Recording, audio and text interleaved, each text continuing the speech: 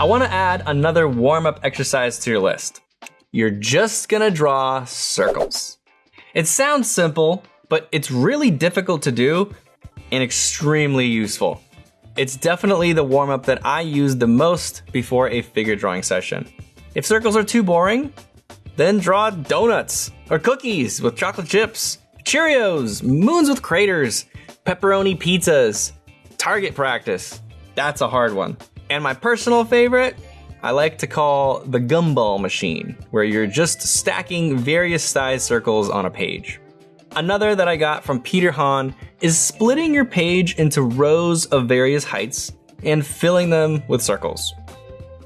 Reinforce those good habits. Remember, warm-ups are good for warming up your hand, but they're also a great opportunity to reinforce the line quality habits we learned about. Ghost it in before executing, follow through with the motion, and use your whole arm to draw a single, confident line. Your fingers and wrist should be locked, not flexed tightly. They're relaxed, just not moving.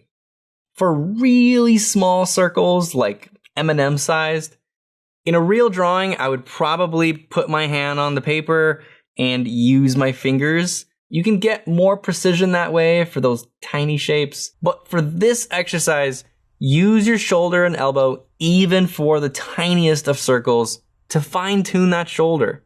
Regarding follow-through, try to make that tail overlap as much as possible. Also, don't rush it.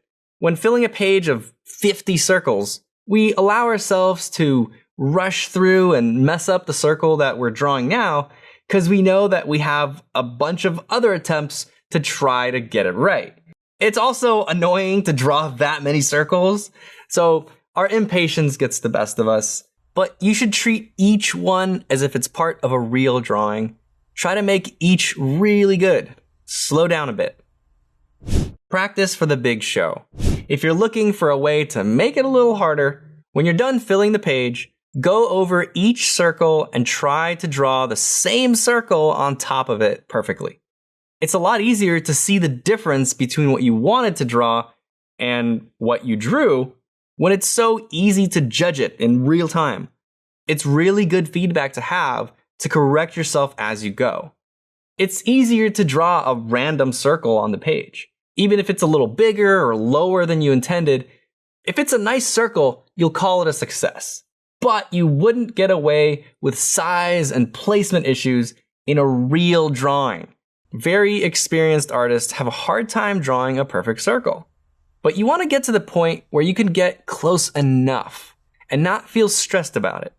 If you're doing some drawing and you're halfway through and you realize that you have to draw a perfect circle for a wheel or a round window or whatever it is, you're going to get this rush of fear in your head because you know you can't draw a perfect circle. That fear will affect the rest of your drawing, especially if you mess up that wheel. So do your circle warm-ups. It's probably the hardest shape to draw, and you need to build up some confidence with it. So anyway, circles.